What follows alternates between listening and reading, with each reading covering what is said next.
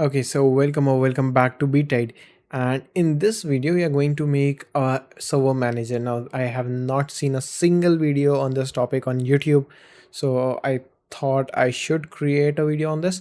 And I have been creating server managers for the last 6 months, I think.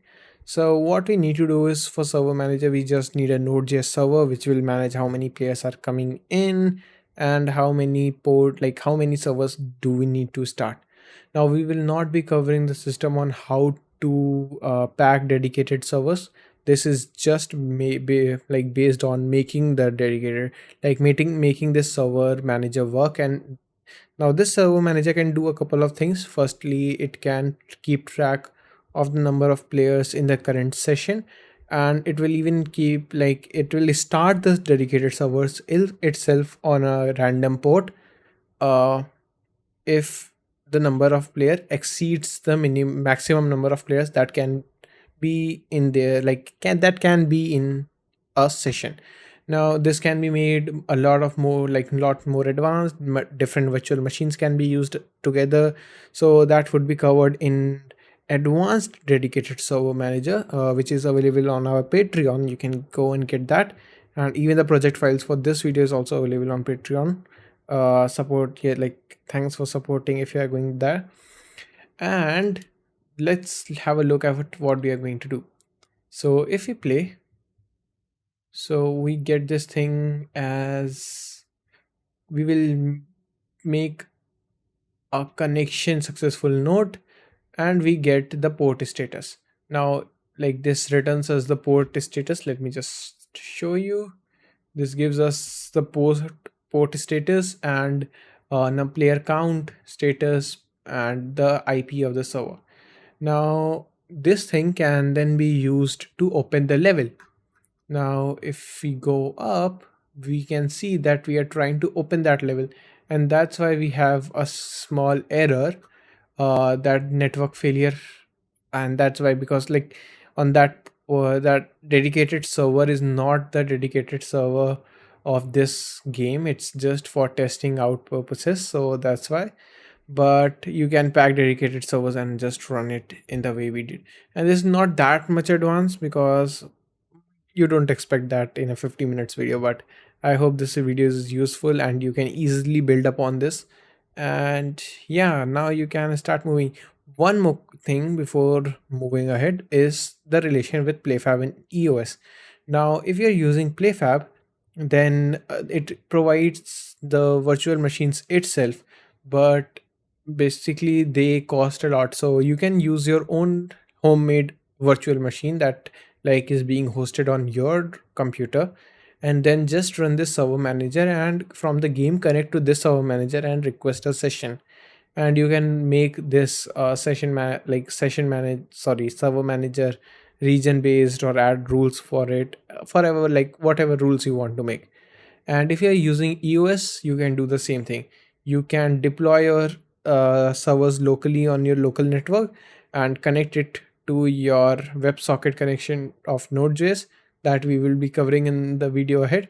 And then any game from any part of the world, user can connect, and if one dedicated server is filled, then he will connect to a new created dedicated server. One last question that we will cover before starting on is what was it? Yeah, how many dedicated servers a machine can handle. Now this really depends upon how what processing power your machine, like your dedicated server, is taking.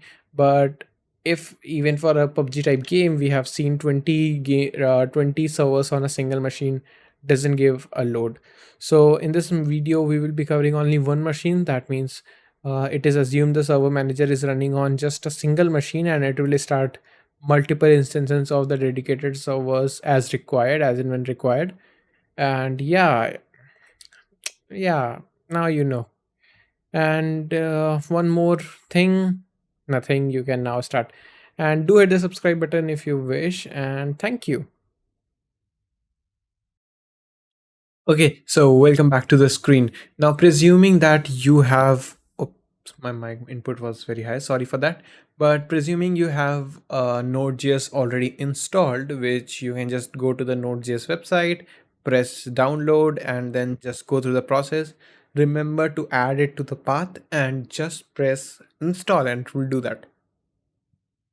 So after you do that, we have just created a basic server manager, what we call folder for that.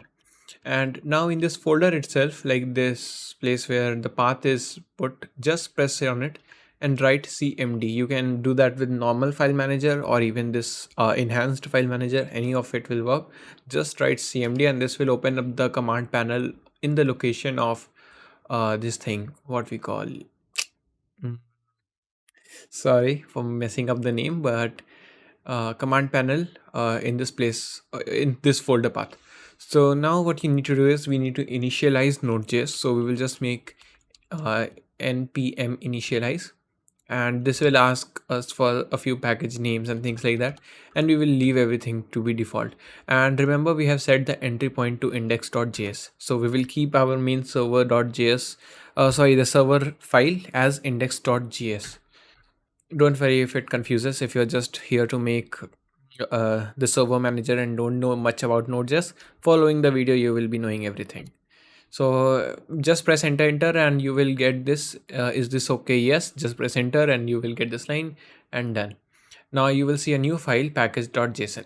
Now the next thing you need to do is you need to write npm install ws. Now this will install the WebSocket for you in your project. You will see a new folder named node modules, which will have the ws node module. This is the only thing we require for now. So let's continue.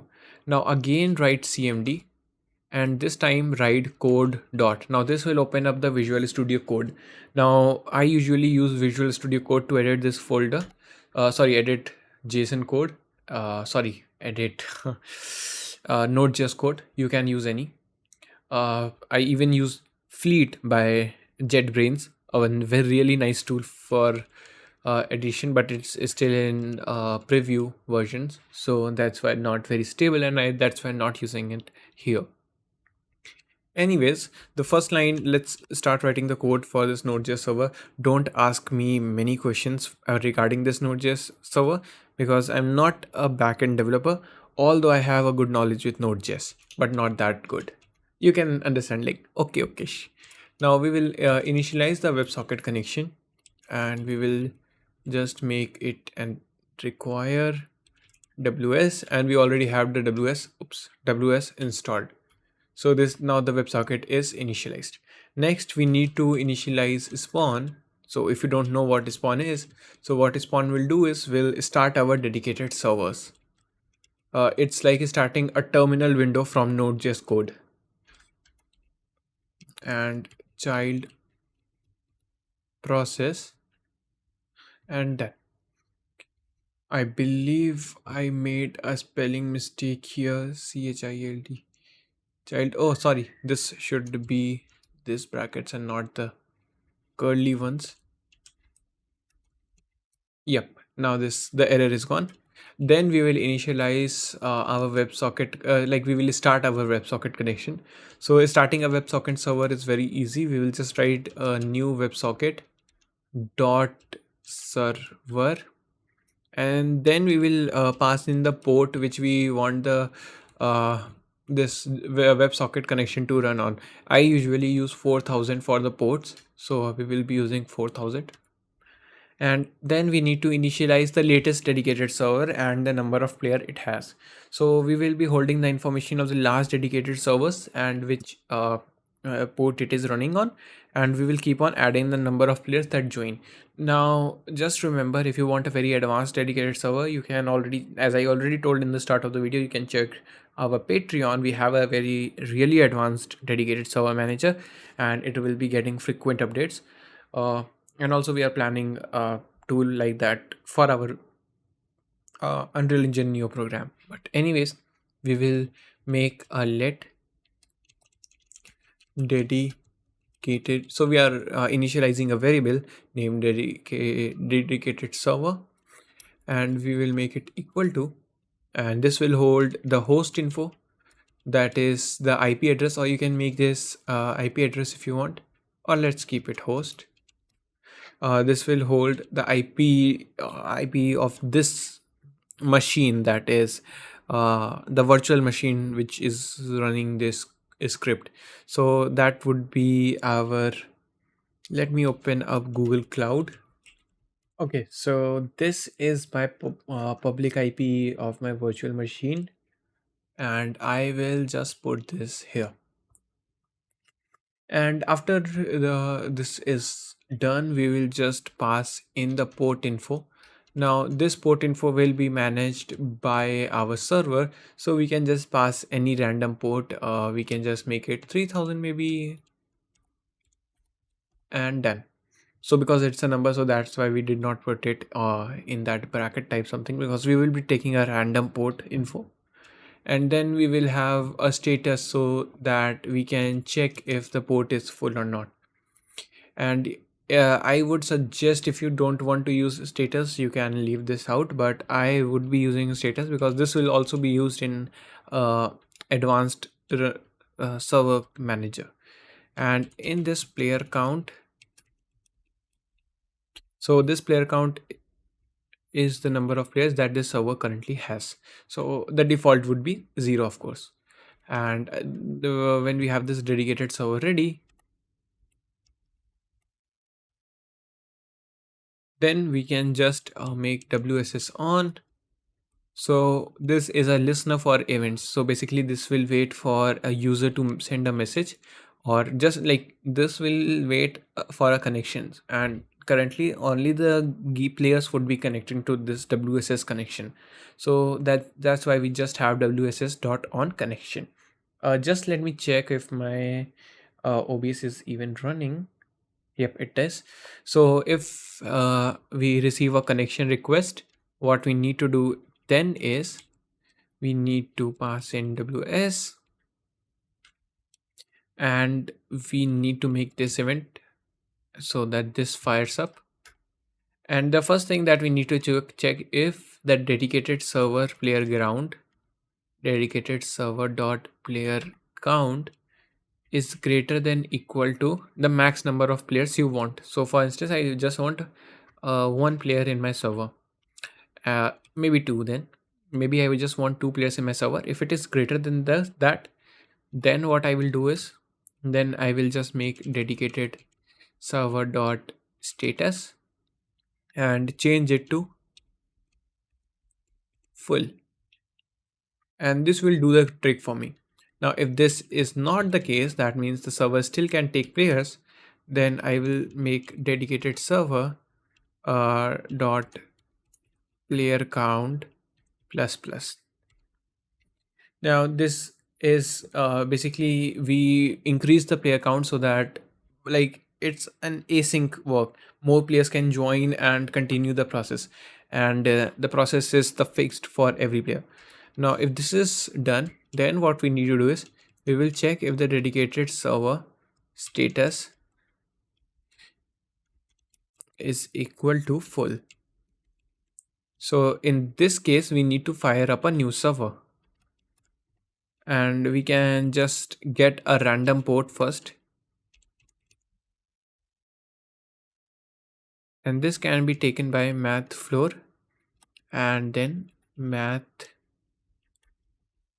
dot random, and you can pass in a random number. Now this random number can be a very big number as you can wish.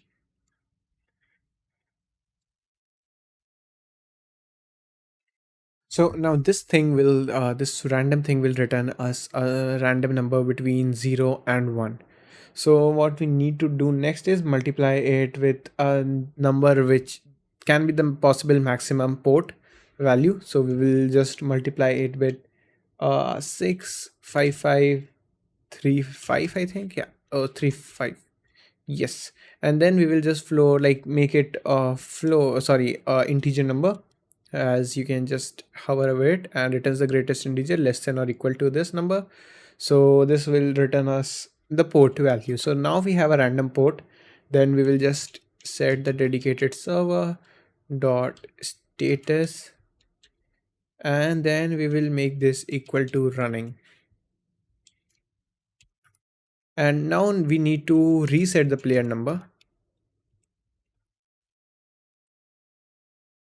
Oh, sorry, this should be the player count to 0.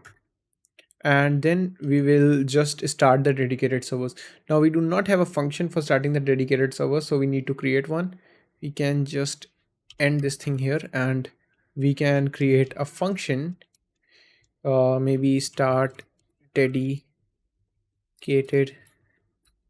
server, something like this. And we here we will just start the dedicated server along with this. Now this dedicated server can also be, just a second, sorry for the break, but yeah, now we will just start the dedicated server. And after the dedicated server is started, then we will just send the information over to the user. Now if this is not full, then we just need to send this thing itself. So we will send this as a JSON. So we will make ws dot send. So this will send this to the connected users, and we will send this as JSON. We will stringify this, and the data should be the dedicated server, and we will end this here. So now the user has the updated info, so he will have the dedicated servers and everything like that. And here, so now we will work on the function that, like the command that will start the server. So we can just make a server start command, and we can make it equal to the command that we are going to use. Now we can get the file path. So we have uh, our virtual machine, and sorry, I was testing this out, and that's why you can see some error, and you know why there it is. And we can go to download. So this is the dedicated server path that we are going to use. Then map one server, and this is the server file. So we will just copy this, although we are going to make one more server, dedicated server copy, but I just want to show how this thing is done. Now after this is done, we need to pass this file path. So rename this and make hash and pass. Now you must see that we require two hashes everywhere, so that I don't know why. Just add hashes everywhere where there is already an hash. No word should be blue. In my case it should be not be blue, but I believe in your case it can be something different. But now we need to add a log. So this log basically prints the log. And if you do not have this log option enabled, if you are using a shipping build for your dedicated servers, then you can just enable logging in shipping builds also. Now we need to pass in the port info. So we will make it port is equal to dollar sign. Now dollar sign is a wrapper, my favorite one, but anyways, let's leave that behind. And we will pass in the dedicated server dot port here, like this. And this will have the port info now. And we have the command panel ready. Now this command will start the servers as it is. Now we need to execute this command. So we will get the spawn thing, and we can just make server start command, and we can store the errors and everything like that. So we will make an error command, std out, so something like the process printing thing. Okay, it brought the steady std out itself. And we will also put stderr. Not much info that I know about this. I believe these are just for printing the errors and informations of how the server is starting. And then we will make console.log.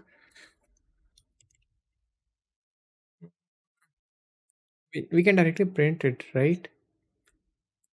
Okay, so we will check if there is an error, and if there is an error we will make console dot error, and we will print the error itself. So we will exec error,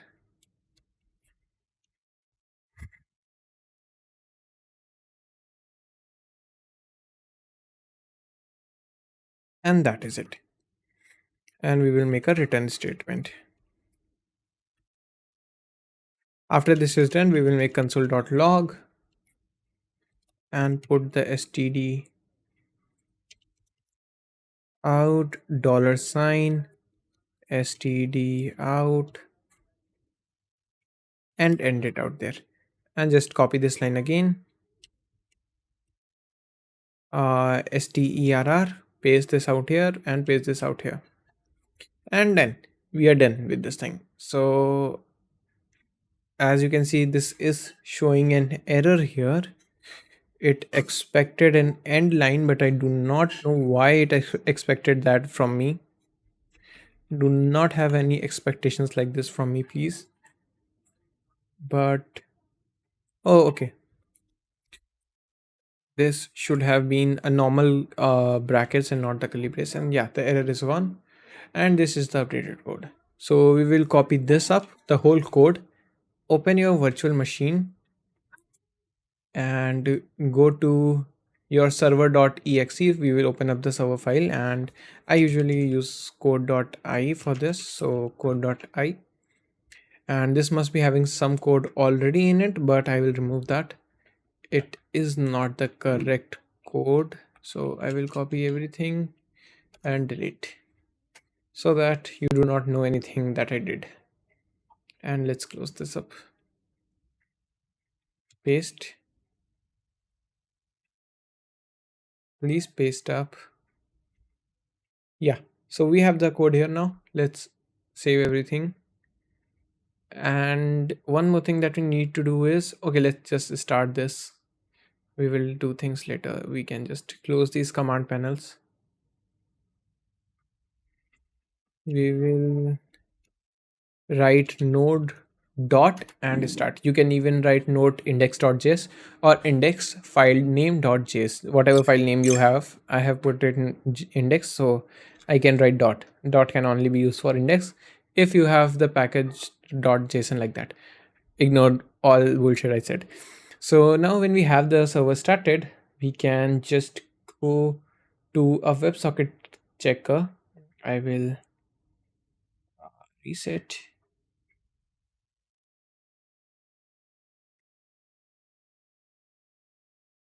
Yeah. So we have this WebSocket checker, PySocket WebSocket tester. This is one of the best tools to use WebSocket, like test for WebSocket, and you can install this. I will share the link in the description, and then just go to this extension panel and make it open full size. Now this has a location for this WebSocket, so we can use this to easily check out if the WebSockets are working or not. So we will copy the IP from here. Now this is the dedicated server IP because dedicated server will be running on this machine, but the WebSocket IP will also be the same, as you already know why, because it is running on the same machine. So we will remove this connect thing, the whole thing that is this link, and we will just leave WS and WS, not double S, just single S, and write the IP here, and then pass the port info that your server is running on. So our Node.js server is running on 4000 port, so we will make it 4000, and we will press connect. So it says connection established, received. So as you can see, it can be, I do not want to share what else is being displayed on my screen. Mm, yeah. So as you can see, it gave us the host details, the port status, running, and player count. So player count was here 0, but we have an updated player count because we connected to that. That means the player connected to this server and the player count increased. We will close the connection and reconnect. Now the player count is 2, the port is still 3000, that means the default port, and it is still running, and the dedicated server has not started because we first start the dedicated server at the point when we check if the current server is, if the first server is full, which is like a shortcoming, but we will fix that. And now if we connect this time, it says established and closed. This time it did not give us an anything, like nothing came up. Now let's check the error. This must have printed some error here. Yeah, and this says throw new invalid argument type, args object type, and this has some error. The R's must be.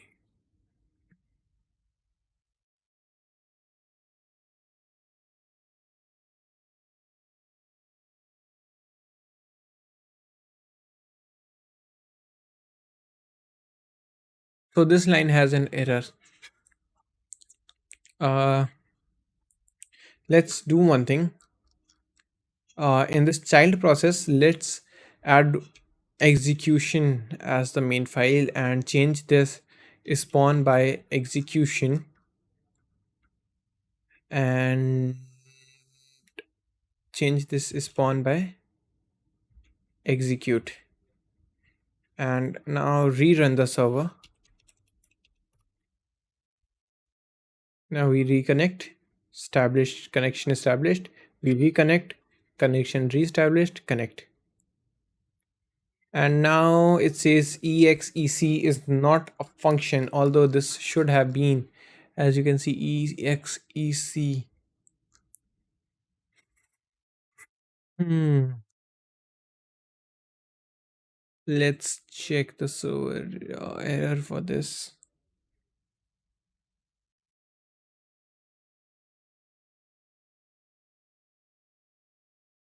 Okay, I got it. We are using brackets here, which we should not have used. And now let's try to run close, close, and connect. And as you can see, it says it gives us a new port 32769 status running and things like. And you can see the server started in behind. Congo. The server is now running. Now let's just check the port again. Which port it was? It is 32769. That is a very complex port by. But let's see if we get some port info here also, and can verify if the correct port is used by Unreal Engine.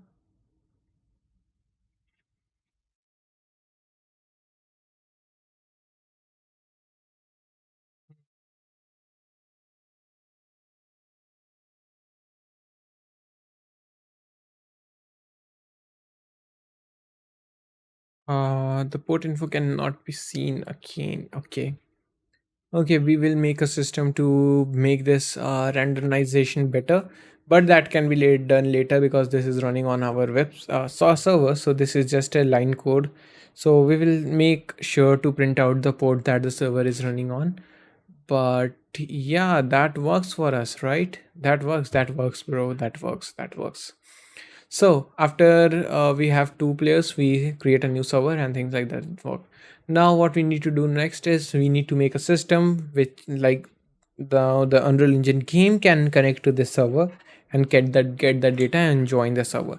Then we will add a few more properties to this to make this a more advanced server. And you know where to check for the most advanced server manager? Tick tick tick. Yeah, it's important to promote Patreon, or else how will I survive? Please save my life. Anyways, let's get back to Unreal Engine. So, welcome back to the screen. Now we are going to use Unreal Engine 5.1 to create the small C++ code that we need to, like, that we want to use with this. You can even get the project directly. That doesn't require you to use the C++, as you already know the reason. Ha ha ha. So now we are going to create a C++ project for third person, and we are going to name the project maybe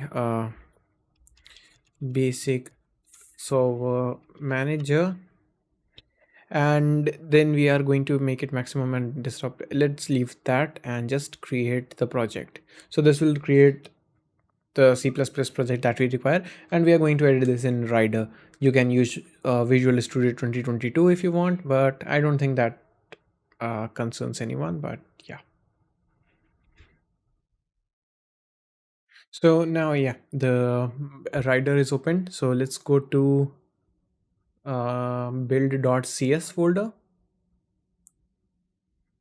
And in the build.cs folder we will add a new sorry, in the build.cs file we will add a new public dependency module name, and that would be for the WebSockets. So Unreal Engine has that inbuilt, so we do not need to do much here. And yeah, but it would be tougher than the Node.js part. So yeah, Node.js developers, we do a lot of work anyways. huh. So after this is added in this public dependency, then we are going to our build server manager dot character dot h and cpp. Now you can do this in game instance and in the character blueprint class also. So okay, let's do this in game instance because then we can call that function from anywhere and we do not require this. So let's open the engine, just compile this. This will take a single second, but yeah, compile successful. Let's go to tools, new C++ class. Let's even check plugins if we have to.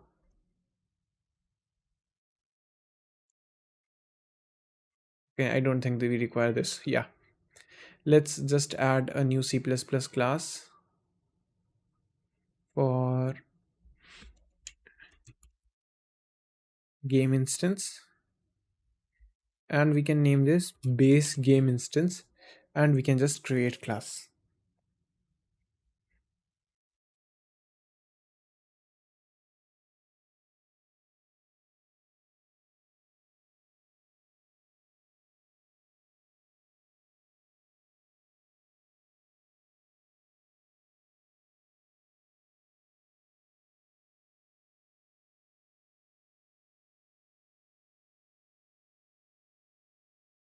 Hmm. So we have this. So let's close this up and open our game instance. Okay, okay. Where is this? Let's just reload all from disk. Base game instance. Yeah, game instance, CPP and H. So now when we have this up, we will go and disable this. Sorry, I am a bit confused because okay, let's leave. Okay, now we will add an include, and that is from for the iWebSocket. And after the WebSocket include is added, we will make a public selection. And one more thing, we need to write the code so that we only connect to the WebSocket server when we want. That means when the user like clicks on that button. So we will create a u property for this. So sorry, u function, and this should be blueprint callable, and this should have a category of match making functions, and then name this you can just name this void, or maybe name this, add a boolean. No, let's add void. Sorry for that confusion. Void uh, get dedicated server. So this will get us the dedicated server. So we are going to now generate definition for this server. And then when this server, like when we initialize this, now we need to like connect to the server. That means we need to first check if the WebSocket is loaded or not, like the module itself is loaded or not, and if it is not loaded, we will have to load that. So we will get the f module manager, and we will get dot is module loaded, and we will pass the module name, that is WebSockets. Now after the module is checked, if it is not loaded, that means we need to load that. So we will get the f module manager, and we will just load that up.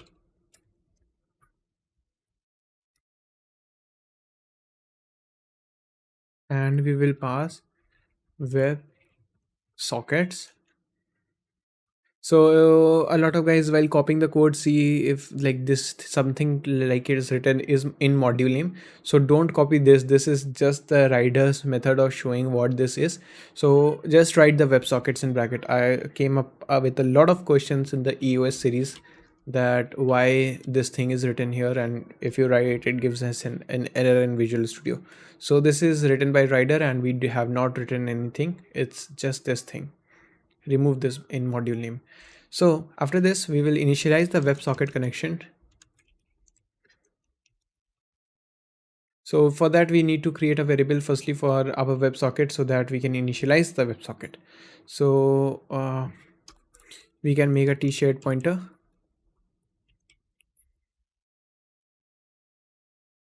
and this would be for I WebSocket, and we can name this WebSocket connection.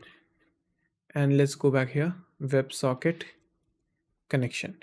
So now after this WebSocket connection we will try to connect to this WebSocket connection. So for that we need to get the f WebSocket module get dot create WebSocket, and then we will pass in the WebSocket connection URL. Now if you remember, I must have that tab open. No, please don't say that I have closed it.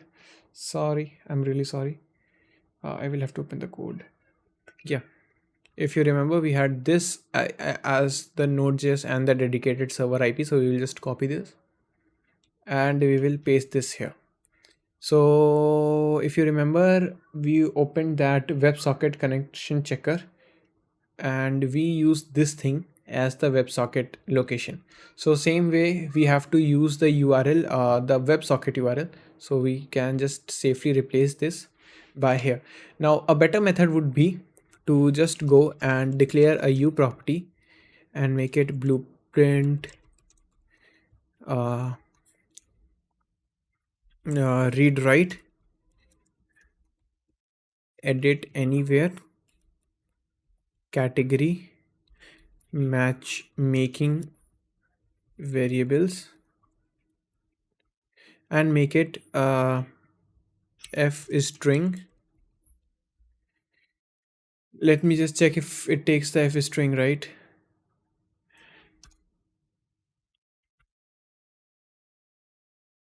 Yeah, f string. So if it takes f string and you can name this WebSocket URL, and here you can just pass in the WebSocket URL so that we can now modify this thing from the blueprints itself, and we do not need to like come in the blueprints array, sorry, come in the C++ code and change that again and again. Then we will open the WebSocket connection, and after we have connected we can now print and message that yeah, the connection was successful.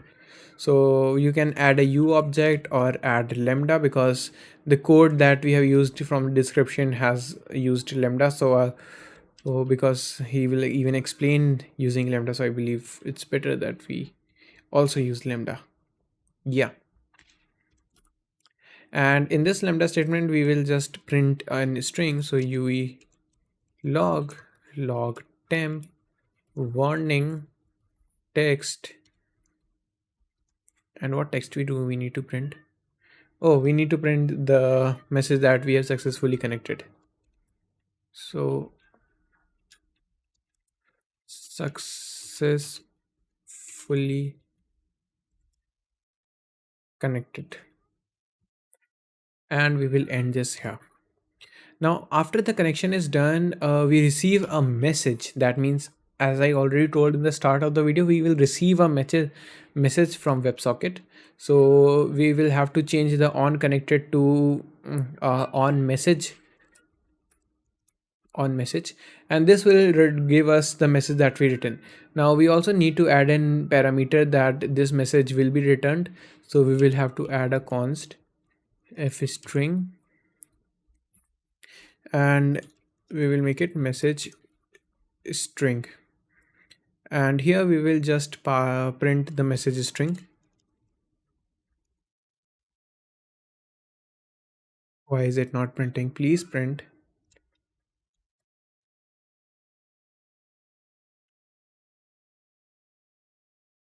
Okay, re-looking at the code, we finally get it. It's on screen message debug, but anyways, we have to convert it to a JSON later. So let's use this. We have this receive message, and let's check if this works. Let's play and try this out.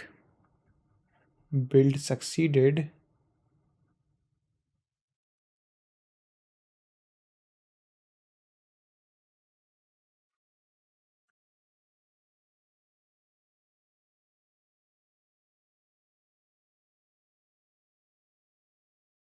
And yeah, I'm just checking the code. Anyways, let's go and create a new game instance.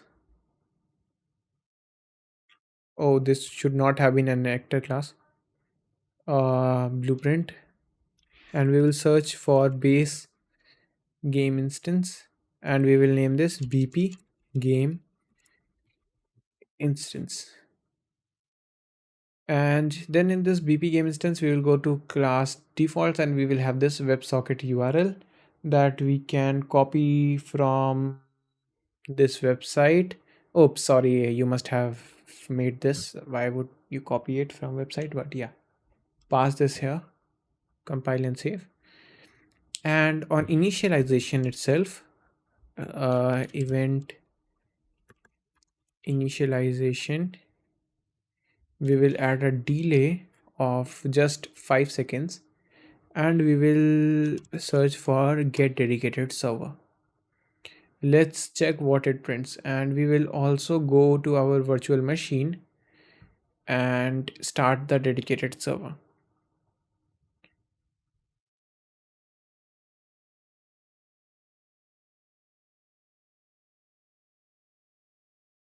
Hmm. So it's already running, and as you can see, it says as exec error. That should not be a problem, so don't worry for that. But we can just connect from the website once and check everything is working. Yeah, the player count is 1, and this will start the server, I think, or it must have already started, something like that. Why is it opening mine, bro? What has happened to this? Okay.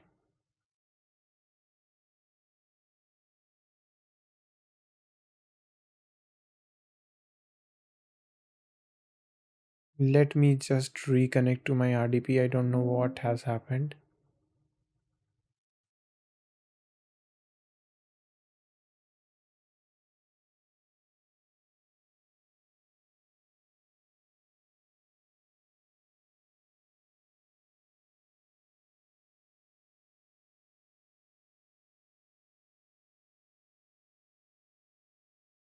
Okay. So I have a different monitor size, and that's why I think, yeah. So this works, and we will just send this message again. Oh, sorry, close, reconnect. We have the player count 2, and now whichever PC connects will start the server for sure. So we can now successfully connect from our game. Let's check that. We will go to this third person and we will just play in the selected level, and then go to output log, and after 5 seconds let's see what it prints.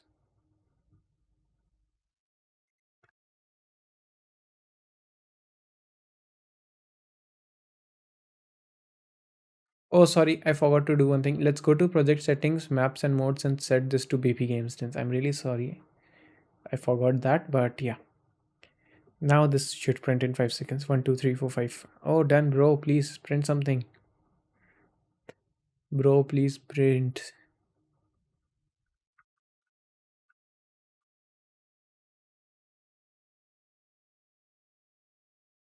I believe something is not correct.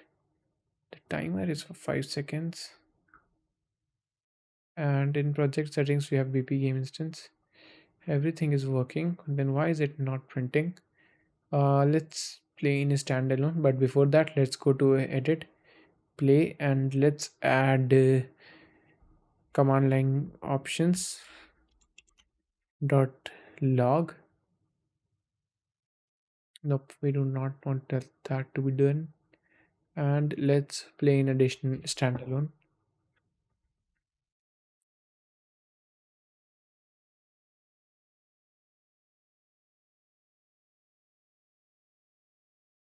Hmm. Tick tick tick tick tick tick tick tick tick tick tick tick tick tick tick tick tick tick. Nothing happens. Okay, let's go to the website and check what number of players it already has. Anyways, my something is happening to my graphics card. Any error?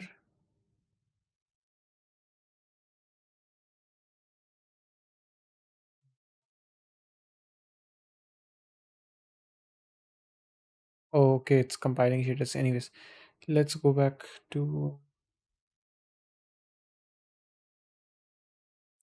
the website and recheck. Connect. Okay, nothing connected. That means, and this has a server or single server started. So that means the connection failed, or maybe something happened that it did not start the server. Let's check the code for this. We have this module.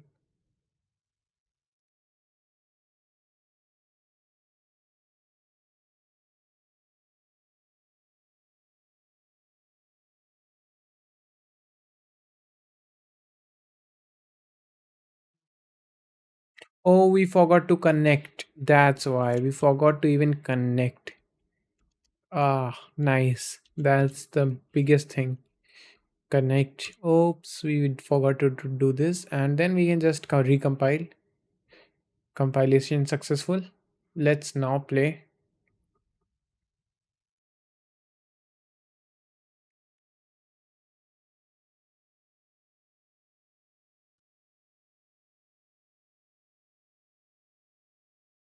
Successfully connected, and we have this received message: host port running player count 1.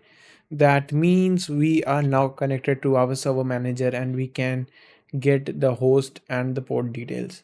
That is really great. So we can now close this up and work on basically better, like changing this to JSON data so that we can use JSON for this. And then let's just close this.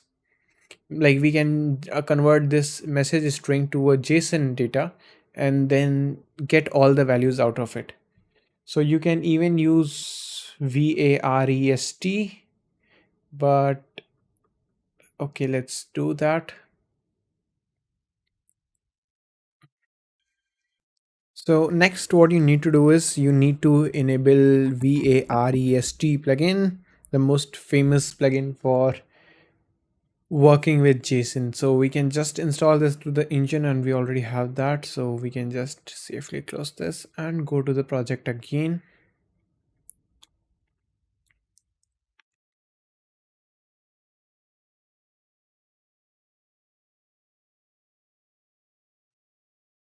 If you want, you can eat a biscuit, but anyways, let's go to plugins and search for VAREST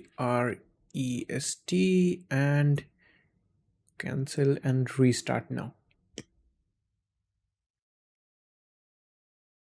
Now here we will create a new F string and we can just copy this thing up and we can make this return of.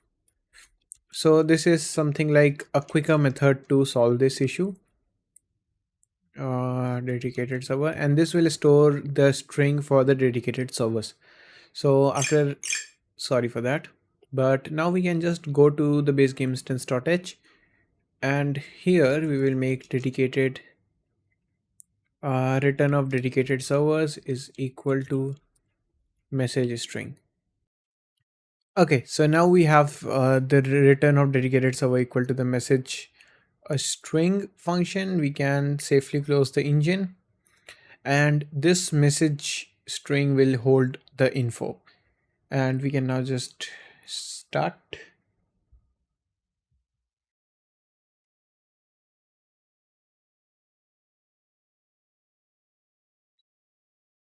And go to our game instance,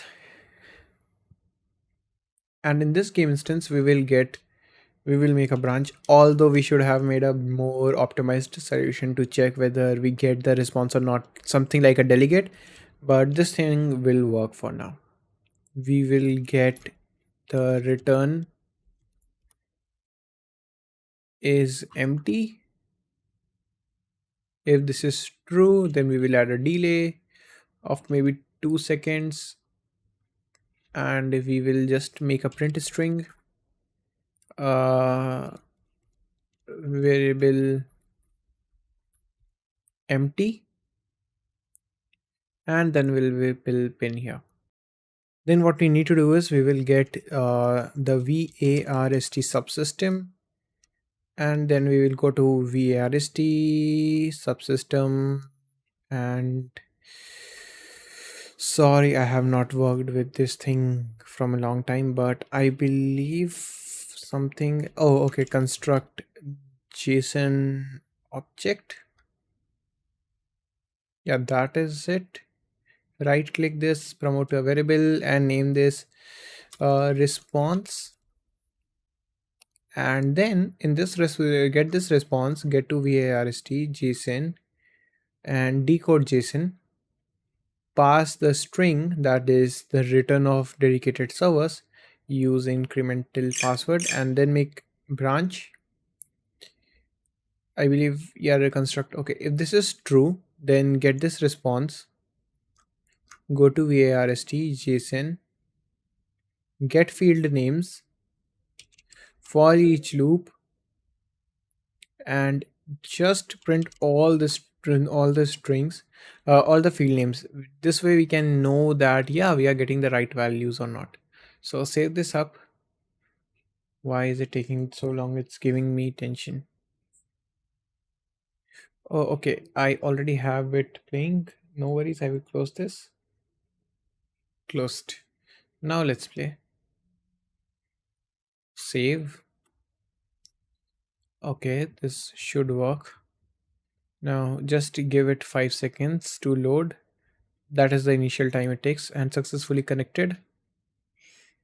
And yep.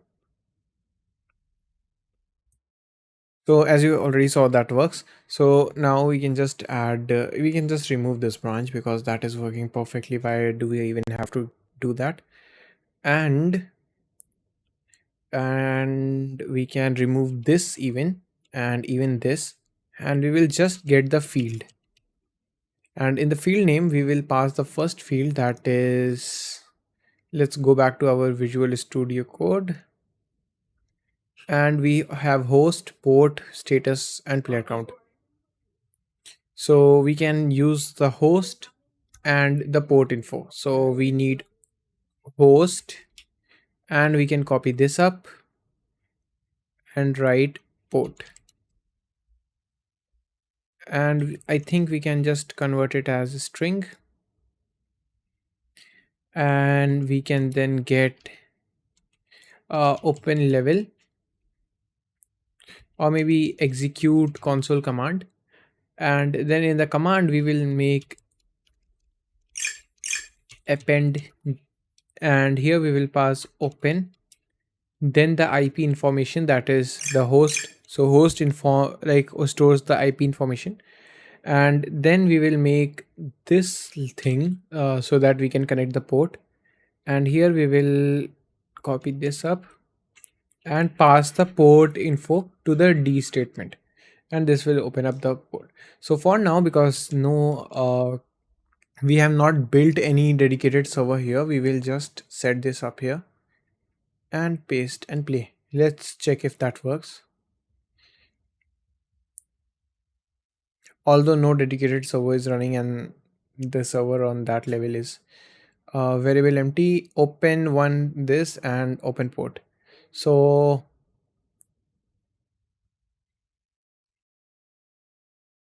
okay,